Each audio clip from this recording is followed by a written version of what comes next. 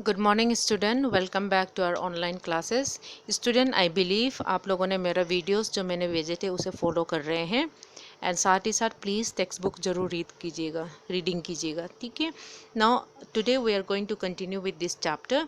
First video में हमने देखे कि जब तक इंडिया में ब्रिटिश लोग थे, ऐसा बहुत सारा पॉलिसीज़ ब्रिटिश लोगों ने पास किए जिसमें इंडियन लोग पार्टिसिपेट नहीं कर पाते थे और उनसे खुश भी नहीं थे। They are not happy with that policies and they could not participate with that policy making, right.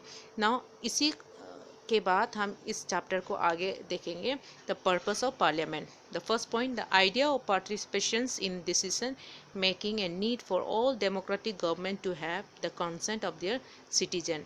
मतलब कि गवर्नमेंट जो है हमारा डेमोक्रेटिक फॉर्म ऑफ गवर्नमेंट में जो कुछ भी डिसीजन लेते हैं वो डिसीजन जो है सिटीज़न के कंसेंट से ही उसको क्या करते हैं, इम्प्लीमेंट करते हैं। सिटीज़न के कंसेंट से ही उसको क्या करते हैं, पॉलिसीज़ को इम्प्लीमेंट करते हैं, ठीक है। Now how could this possible, ये कैसा हो सकते हैं। Parliament enable citizens of India to participate in decision making. और ये पार्लियामेंट ही एक ऐसा इंस्ट्रूमेंट है और यह इट इज़ अ मीन्स है जहाँ पे सिटीज़न लोग जो है डिसीजन मेकिंग में पार्टिसिपेट लेते हैं। वो कैसा, क्योंकि ये इस पार्लियामेंट में जो भी मेंबर जाते हैं, ओके, ये पार्लियामेंट बिल्डिंग अपने से तो कभी वो डिसीजन नहीं बनाएंगे, लॉ नहीं बनाएगा, राइट। इस पार्लियामेंट में जो मेंबर हैं, ओके, उसको who elect them, it is citizen, it is the people of India who elect them, right।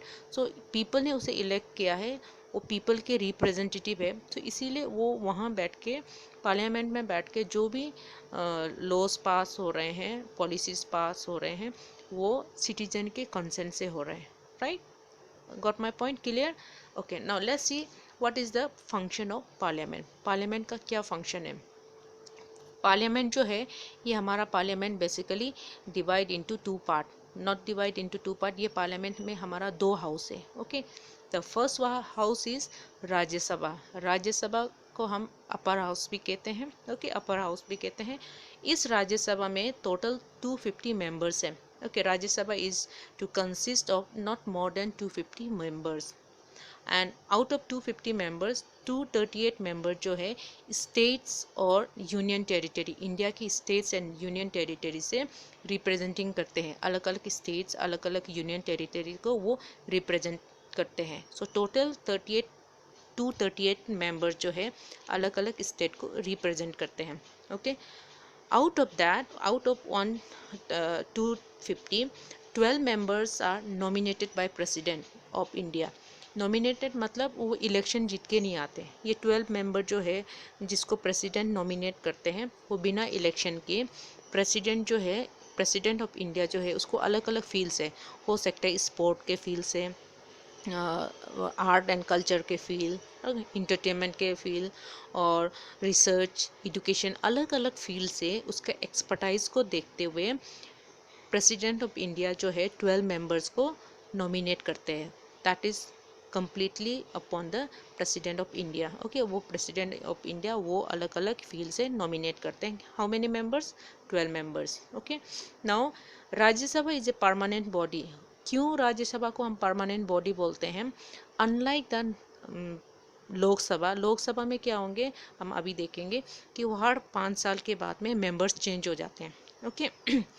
5 साल के लिए वो इलेक्शन लड़ने के बाद इलेक्शन जीत के वो मेंबर बन के आते हैं, फिर 5 साल के बाद ज़रूरी नहीं कि वो कंटिन्यू रहेंगे, राइट।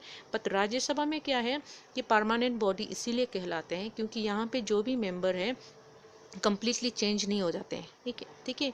यहाँ से 250 मेंबर से 1/3 मेंबर जो है एवरी ईयर वो क्या होता है, रिप्लेस हो जाते हैं, दूसरा मेंबर आ जाते हैं, ठीक है। मतलब 250 मेंबर से कम्प्लीटली चेंज नहीं होंगे, कुछ न्यू मेंबर्स ऐड होंगे, वहाँ से कुछ मेंबर निकल के छोड़ के चले जाएंगे, okay.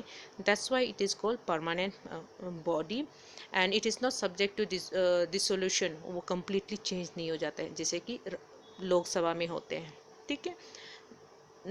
Next point, 1/3 of the member retire every second year and replace by new elected member as I told you, अभी जैसे मैंने एक्सप्लेन किया।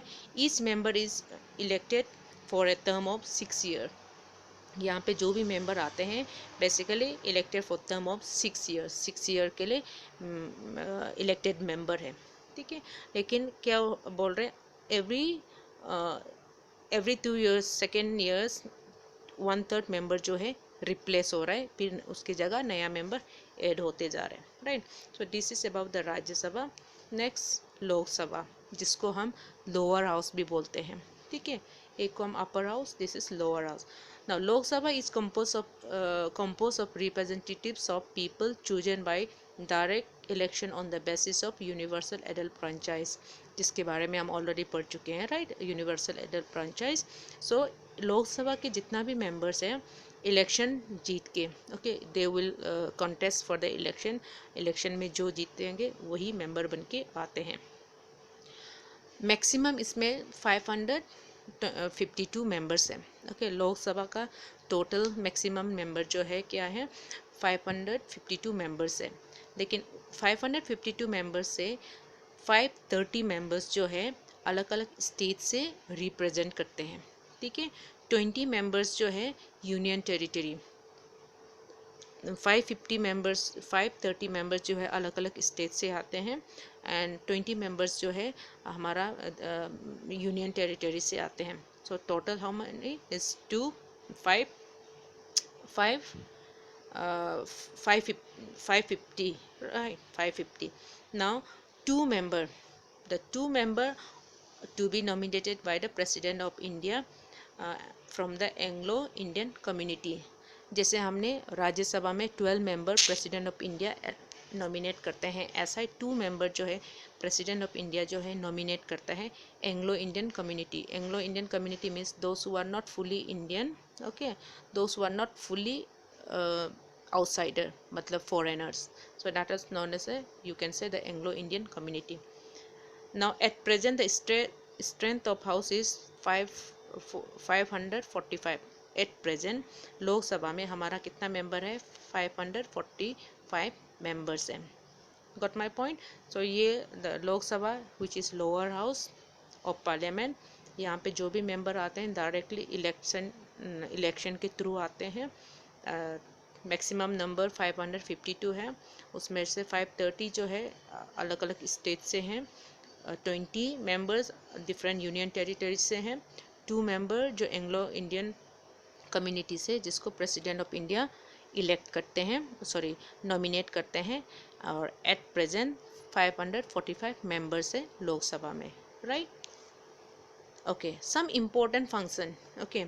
The important function of parliament include making laws.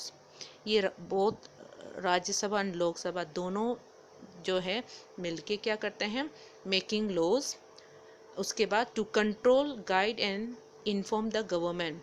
ये जो पार्लियामेंट के मेंबर्स हैं वो क्या करते हैं, गवर्नमेंट को कंट्रोल भी करते हैं, गाइड भी करते हैं, इन्फॉर्म भी करते हैं, ओके।